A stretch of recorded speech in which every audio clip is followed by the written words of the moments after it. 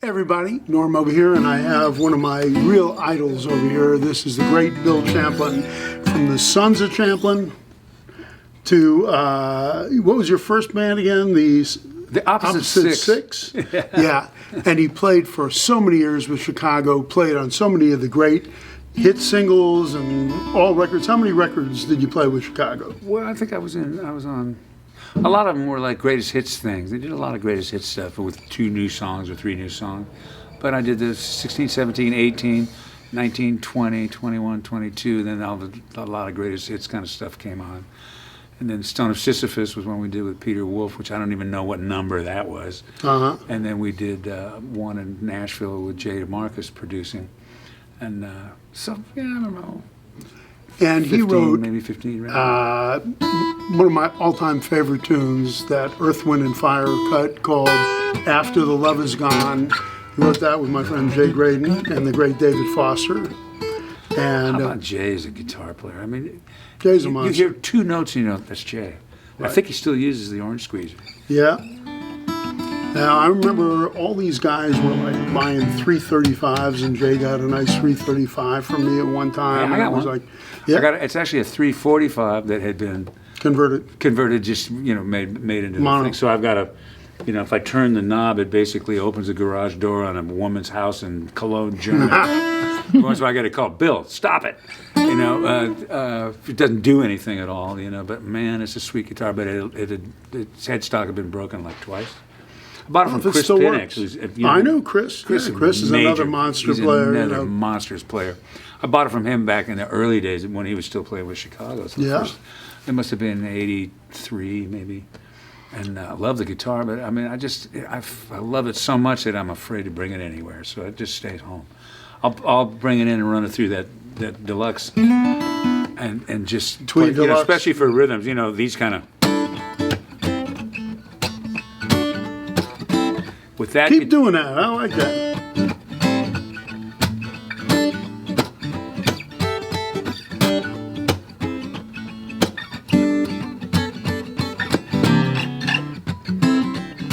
By the way, this is one of the greatest B3 players you'd ever want to hear, by the way, too.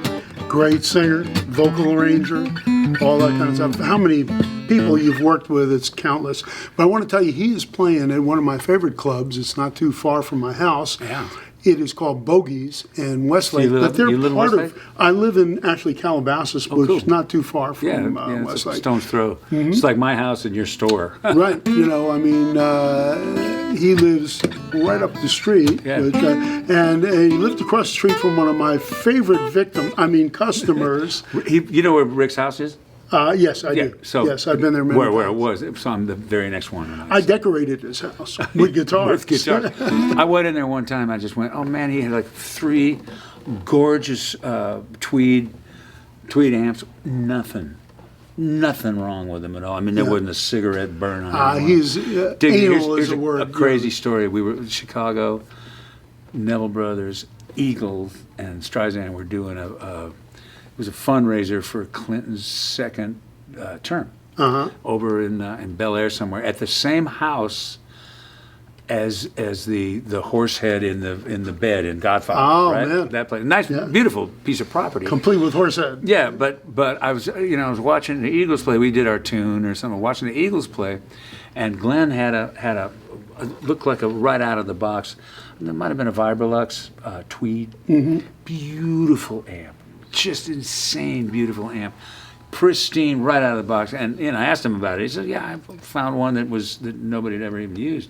Bought it right away, And so at some point the thing was over, and Barbra Streisand had a bunch of little street kids on one of the songs that she was doing, some cute thing. It was really cool. It was totally great. And afterwards, we're all on the stage taking a bow, and all these kids are asking Bill Clinton for his autograph. He had a glass of water in his hand. And he goes, well, I can't. Put it so he down goes on the over amp? and he put it down on the amp, and I saw it. I went, ooh, that ain't gonna work. That's not gonna fly. So I made a beeline for it. Now the Secret Service saw me making a beeline for Clinton doing that. So they started coming on, and he waved him off. He knew who I was and everything.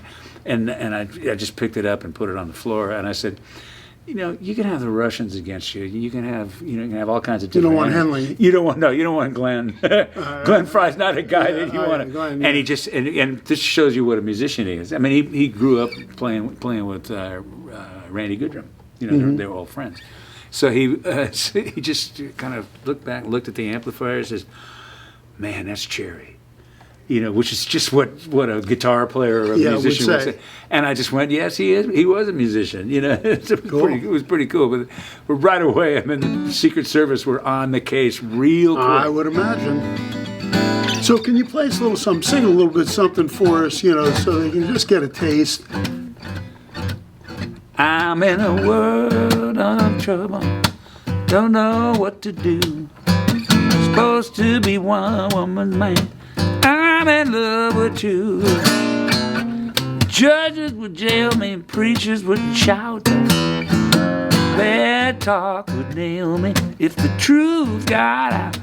Polite society would frown, say I'm just a clown, living double in a world of trouble. I'm in a world of trouble, a woman and a wife. The kind of situation that could cost somebody's life. I'm gonna bear it just as long as I can. Don't wanna share it with no other man. My future's in a fog. I'm just a low-down, dirty dog, living double in a world of trouble. Hey, the great Bill Champlin, soulful personified right That's there. what's the guy's name that wrote that? A really good songwriter. And another name I've forgotten. I spent top dollar on my memory loss. That wasn't, there you go. That wasn't Bobby Bland or anything. No. Well, I mean, he made a cut. The first time I heard it was Lou Rawls, who was, whether he knew it or One of not, my he favorite was my teacher. Really? I learned how to sing listening to Lou Rawls. Man, his voice had so much resonance. So much, and it was sexy as hell. So much, his phrasing was like that back phrasing thing. And people, I mean, when D'Angelo came out, he was on the back end of everything. Everybody said, hey, this is a whole new way of doing things. Yeah. I'm going, well, not really. You know, Lou was doing this way back in the day. Remember, if you ever change your mind. Lou was singing background. Lou was singing. Well, it was a Sam duet. Cooke, yeah. It was Sam Cooke because they were in. I think Pilgrim Travelers was the group they were in together. Yeah. Well, he was in the Soul Stirrers. too. That might have been it. And it's one point Graydon was actually producing. Jay Graydon was producing the Lou Rawls record. He got me into Stacks and Backgrounds, Really? and I knew Lou from before. I mean, we both had the same manager for a while. B&B management was Sherwin Bash. And so I kind of met him over there, and you know, and he didn't know what I was going to do. I copped every lick you ever had. Well, that's somebody. If you're going to steal, you might as well steal from somebody great. Somebody know. Well, I mean, Ray Charles, you can try to cop, and some guys have pulled it off. I mean, Billy Joel did an awesome job, kind of doing the Ray Charles style. Yeah. But I never wanted to cop anybody's style. But I really wanted to kind of learn rhythmically what Lou was doing. Yeah. And I said, hey, man, where'd you get this sort of back phrasing thing? He said, well, I forgot the words to the last minute. Jive turkey. You know. So we ended up. You couldn't get a straight actually answer out of him, right? Oh, man, crazy story. I ran into him. It was my first anniversary to Tamara, so it must have been almost 38 years ago. I'm on the road going into the hotel. And we get in the hotel, and there's Lou, and me and Chris Pennick were going to the bar. I was still drinking at the time. So it must have been 80. You too. 82, yeah, oh yeah, I was a bad boy. So, and at some point, Lou says, Bill, you don't look so happy. What's up? I said, man, this is my first anniversary. And she's in California, and I'm here. He said, well, everybody go empty your mini bars out. Let's go to your room, and we'll all celebrate. So we get to the room. We're all celebrating like crazy on as many levels as you can imagine.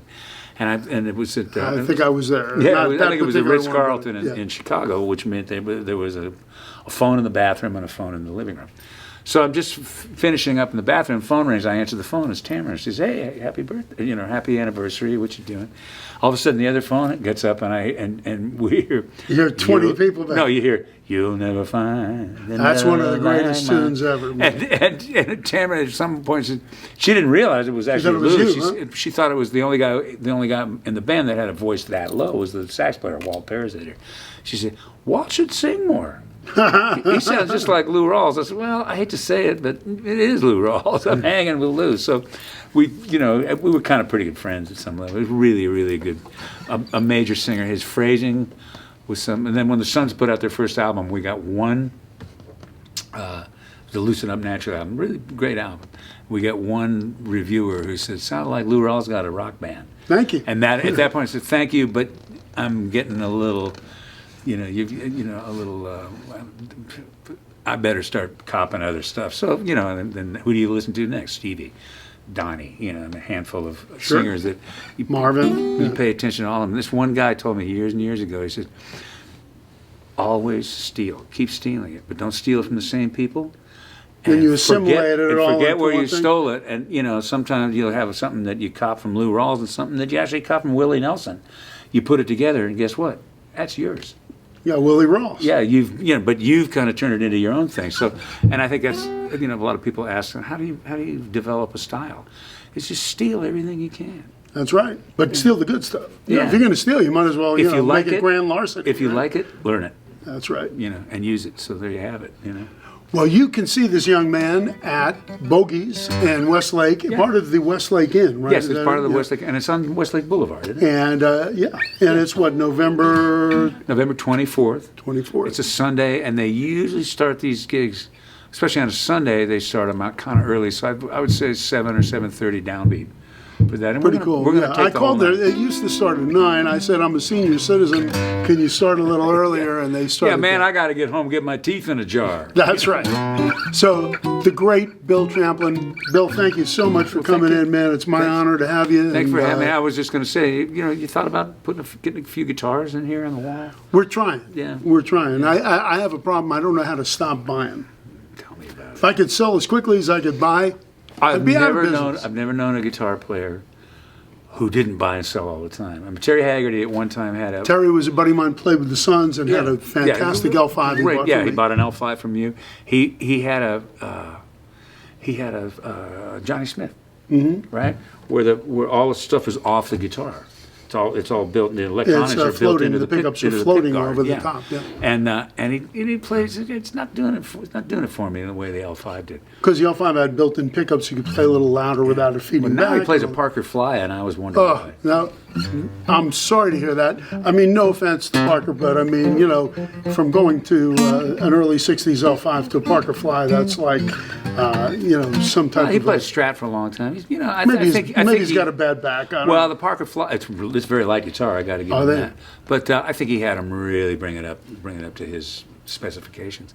But He's going to dial it in and make Yeah, it sound yeah. good anyhow. yeah, So. there's another one of those guys, insane player. Yep. Ridiculous. Another one I want to shoot as soon as possible. All It's right. funny. We're doing a thing with we're doing a benefit up in Santa Barbara the other day, and it was Michael McDonald and Amy, his wife, and me and Tamara and Ellis Hall.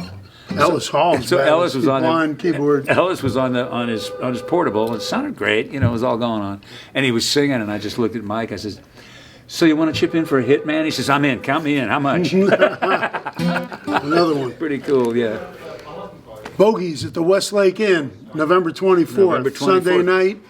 You're going to hear some great music. Yeah, And it's Wonderground. Wonderground. Yeah. WUNDER, like underground, but with a W. On it. And if you want to Or look either that up or German. Bill online, Wunderground. Wunderground. Yeah. Okay, and if you want to see Bill online, how you can get any of his stuff, his swag, his CDs. Yeah, it would all that. be BillChamplin.com and then /shop. I think shop, store, either shop or store. I think shop. I don't even know. I don't do that much. Tamara's, that's her world. Got to turn it over to the brains of the operation. no Boy, question you just about hear some great music and then you figure it out. But you just look him up, Bill Champlin. You Yeah. can't go wrong. Yeah, please do. Right here. Thank you, Norm. Thank you, brother. Awesome, buddy.